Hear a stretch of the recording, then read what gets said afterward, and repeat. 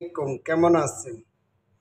কোন মাংসর তেল থাকে না, কোন পশুর তেল থাকে না বলবেন কমেন্টে। আর এই মাংসগুলা কি বলবেন অবশ্য।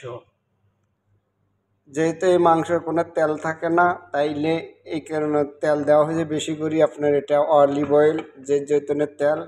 মাংসটা যেহেতু আমাদের ম্যাডাম, আর এখানে আপনার পেঁয়াজ কাঁচামরিচ দেওয়া হয়েছে, এটা এখন লাল করবে।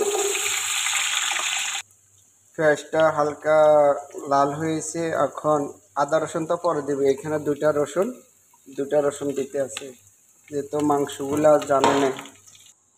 মাংসগুলারে লেবু দিয়ে লবণ দিয়ে দুইতে দুইতে সাদা করে এলেছি কিনলে এই মাংসের মধ্যে রক্ত বেশি থাকে।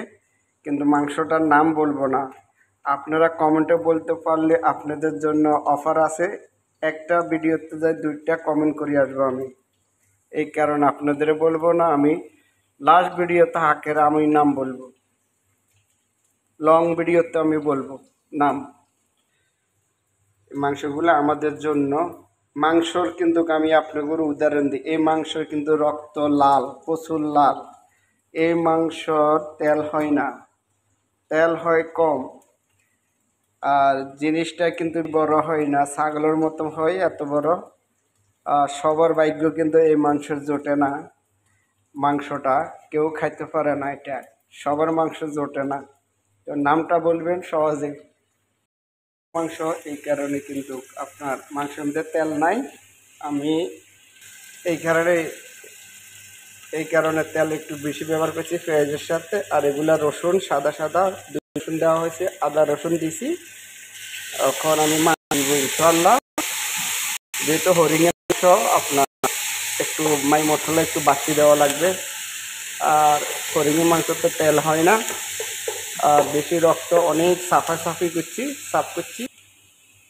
মাংসটা লাল হওয়ার কথা কেন হয় না জানেন? এটারে লেবু দিয়ে লবণ দিয়ে ধুইছি, তো এই কারণে সাদা করিয়ে এলেছি, যেহেতু মাংসের মধ্যে যেন গন্ধ না থাকে। আপনারা তো জানেন হরিণ মাংস গন্ধ থাকে। এখন মশলা দিয়ে দিব, এখানে সব মশলা আছে।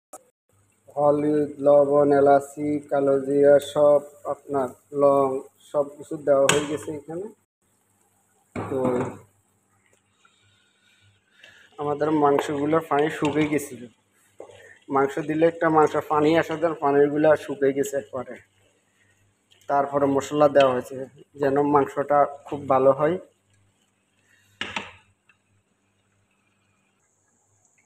অবশেষে মাংস হয়ে গেল, আমাদের মাংসটা হয়ে গেল।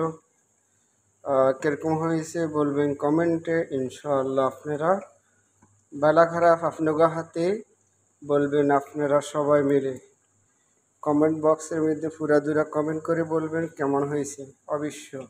বুঝছেন, আপনাদের জন্য এত কষ্ট করে ভিডিওটা ধারণ করা। আপনারাই যদি কমেন্ট না করেন তাহলে কি করবে?